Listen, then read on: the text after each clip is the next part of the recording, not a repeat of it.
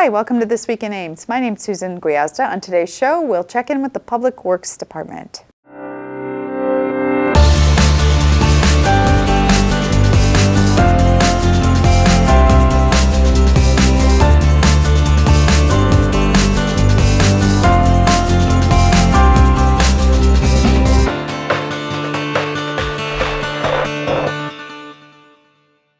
My guest today is Dustin Claassen with Public Works. Justin, welcome to the show. Thank you. And I always forget your title, Operations Manager. Correct. And with the Public Works Department, that means that you have expertise in a lot of different areas. You cover a lot of different things in your realm. Tell me a little bit about your job. Yeah, if it's within the public right-of-way, so if you can think about between the sidewalk on one side of the street to the sidewalk on the other side of the street, we consider that the public right-of-way. Anything that happens within there falls under the jurisdiction of Public Works. So you're talking street maintenance, snow and ice control, sidewalks, trees, sanitary sewer, storm sewer, water main. Maintenance of all those activities is under the broad umbrella of Public Works. And so my work groups deal with the maintenance and the operations of those on a day-to-day basis. And it takes a lot of people to make that happen, and we have a lot of places to be. Yeah, and it's seasonal. Depending on what season it is, you're doing different kinds of work. We're kind of coming to an end, winding down the snow plowing season for you. Yeah, correct. It's been a unique year. Not as much snow. Had a little more ice during the middle of the season, so that's probably a little more challenging than the snow. But yeah, we're transitioning out of a snow season. We're transitioning into what would be our traditional street patching season, but right now, while we're waiting for some things to happen, we're doing some tree work, we're doing some maintenance on some right-of-ways before all that gets going, some of the sort of things that we can do before we hit the ground hard and heavy on the street network. And I shouldn't write off snow season. We may not quite be done. I believe we've had snow as late as May before. Absolutely. It was only I think 3 or 4 years ago, May 2nd, we got 4 inches of snow. So I'm hopeful for not anymore. We've had enough, but we'll be prepared whatever happens. Yeah. Some other changes going on, improvements actually, that people might notice. We like to say at the City of Ames that we're a cradle-to-grave operation in that we have a public municipal hospital as well as a municipal cemetery. Some improvements going on at the cemetery that people may be able to see just driving by. Yeah, one thing that I didn't mention in our broad realm of what we do is also the municipal cemetery. So we've had a long-term vision there of improving the look of the cemetery, improving the function of the cemetery. A lot of that is coming to fruition here probably within the next 1 to 2 years, and some of that people will be able to see here shortly as well. So some of the things that they would see is the first, probably most obvious thing is going to be the cemetery water service line. So within the cemetery there are water hydrants so people can fill watering cans and for flowers and that sort of stuff. We've had some problems with that over the years. The existing water line's probably from the 1930s, so it's rather old. We're going to replace the entire water system, and we're going to put in a newer system and one that has easier to operate hydrants. So they're going to require less force to open, but they're also going to be self-closing, so you can't accidentally leave them on.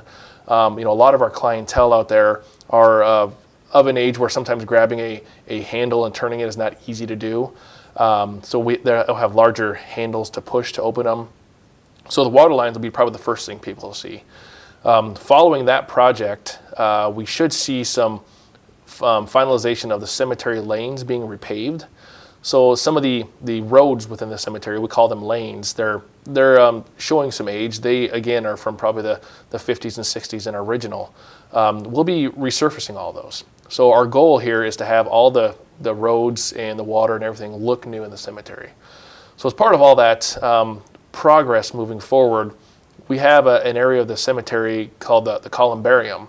And if you're not familiar with what a columbarium is, it's basically an above ground place that you can take cremains or cremated loved ones' ashes and place them in a memorial spot there. So there is one off the 11th Street entrance within the cemetery.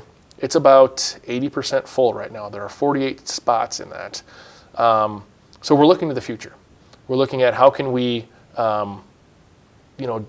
grab onto the the kind of trends within the municipal cemetery nationwide are more cremations are happening. Yeah, cremations are becoming a very popular option for a lot of people for environmental or religious reasons, and it looks like we're going to be on the cusp of being prepared when that we see that here. Yeah, exactly. And what we're looking to do is not only expand our columbarium area, but also as part of that, we'll be repositioning the way it works, trying to make it more inviting, make it more serene and peaceful for people that want to come there and visit their loved ones or family members or friends. Some amenities such as benches, better places to put memorial items. Sometimes right now they're stacked right on the ground and they cover up some of the lower levels of the columbarium. We're trying to take all that into account. We had some public input on some of that sort of stuff. We had some input from local funeral directors and those that use the cemetery a lot. That these are things that we could do to make this more of an inviting place, a place that people want to be, and try to serve that need of the customers. Yeah, now we talk about the Ames Municipal Cemetery as if it's the only city cemetery, but there are others as well. But it's the largest off of East 13th Street. It's 50 acres and kind of a rolling hill as you go down East 13th Street. And then you mentioned 11th Street is an entrance into it.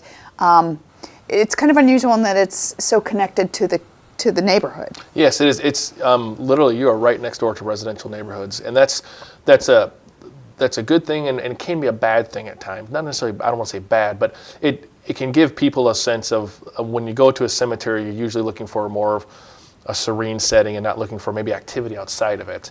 And there are times when we will have traffic near there, so that's probably the one drawback. But I think one of the biggest advantages of our municipal cemetery happens to be the rolling hills, happens to be the wooded trees that we have. We have some really, really beautiful areas in there that people have taken advantage of in the past. And I don't think people realize how extensive it is, because if you view it off of 13th Street, you don't see how much land there is and how difficult it can be if you're not quite sure where your loved one is located to find them. And I understand you're going to make that easier for somebody to locate a headstone. Yes, this past fall, we started piloting putting all of our records online.